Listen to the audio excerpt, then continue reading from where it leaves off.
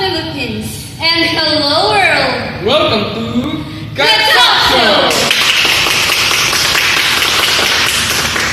So today we will be having our special guest coming from the elite circle of intellectual aristocrats. True partner, it's such a privilege to have this kind of guest. They have different skills that makes them unique. And they will share some ideas and information that will inspire us to fulfill our dreams and achieve our goals in life. Please welcome one of our special guests for today's event, Miss Joyce de Guzman. Our second guest, Miss Jeneline Quitola. Okay guys, let's have a seat. Thank you. Okay, Miss Jen, do you want to greet someone? Hello to our Katok showers and to all our viewers. Thank you for inviting me here, and it's my pleasure. You're welcome. How about Miss Joyce? Hello, Katokers. It's an honor to be here. Okay, Miss Joyce, I heard you are one of the most outstanding students from College of Style. What can you say about this? Well, my high grades are just a product of my hardships. Okay, how about you, Miss Jen? Aside from your good looks, what or who inspire you most? Of course, my family, because they are the one who supports and guides me in my difficulties and also in my studies. Oh, what a play safe answer. And how about the status of your heart? Do you have love life? Oh my God, what a serious question. Of course, I am in a long-distance relationship, and I hope he's watching me here. And hi, baby. Oh, that's a difficult situation. I already experienced that kind of relationship. How about you, Miss Joyce? Of course, I'm in a relationship and I hope he's watching right now. Hello, hubby. I love you and I really miss you. Oh, sweet. So when we ride back, we will witness the talents of our special guest, just here in Cat Talk Show. Welcome back to Cat Talk Show. So now we will witness the undeniable talents of our special guest for today. Let's give them a round of applause. Music, please.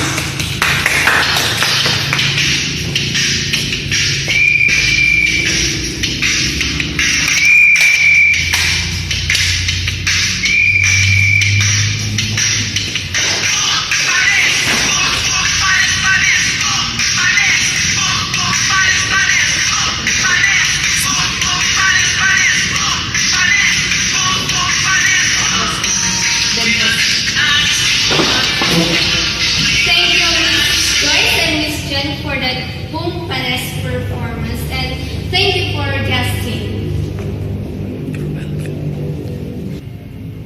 Okay, when we ride back, we will have another set of guests coming from the elite circle of intellectual aristocrats. So when we ride back, we will be having another set of guests coming from the elite circle of intellectual aristocrats. I heard that they are engaged in different fields of specialization.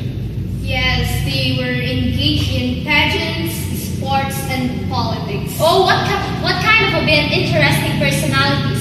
So, Katokers, don't go away. We will be right back just here in Cat Talk Show. Ayun pa. Welcome back to Cat Talk Show. Just like we have said before, we will be having another set of guests. So, are you excited to meet them? Okay, may I introduce to you the newly elected BSU representative, Mr. Raymond Ligsay, aka The Raymond.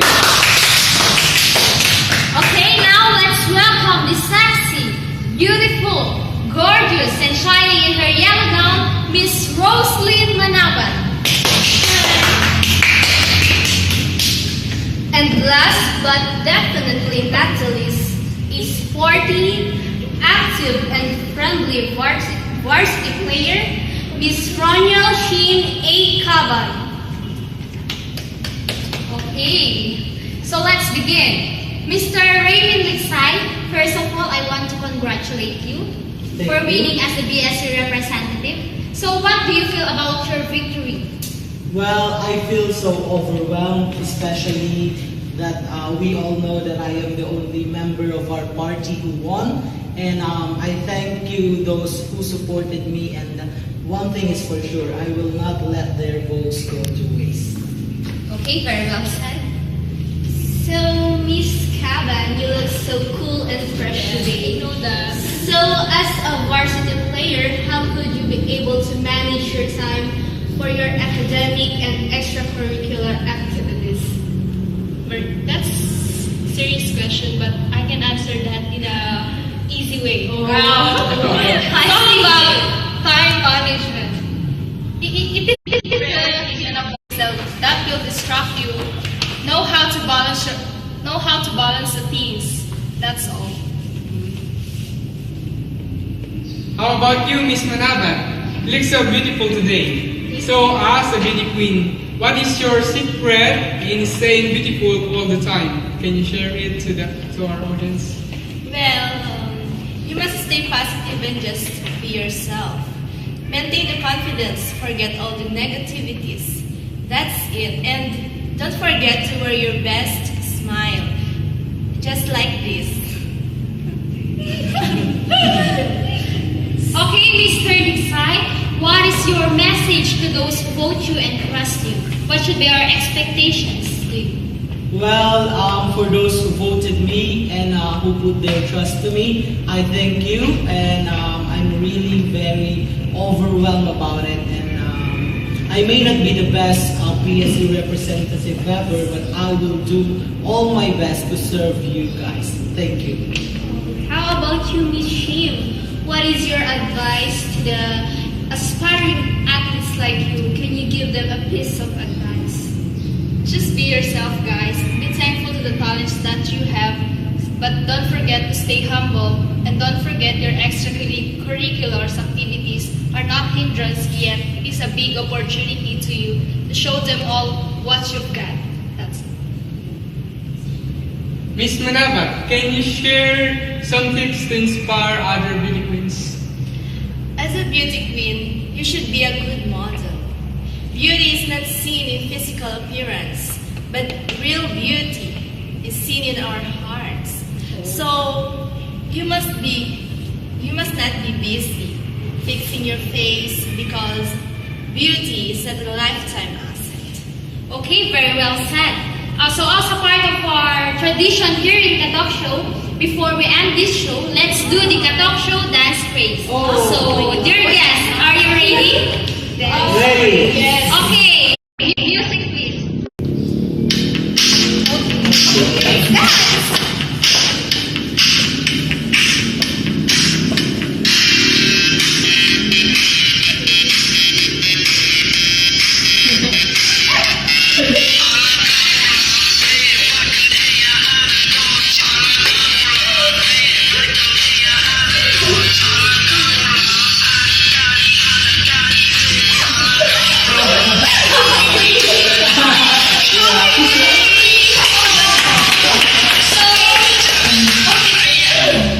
That's all for today. I hope you enjoy our show, and I hope that you've gained some information about our special guest for today.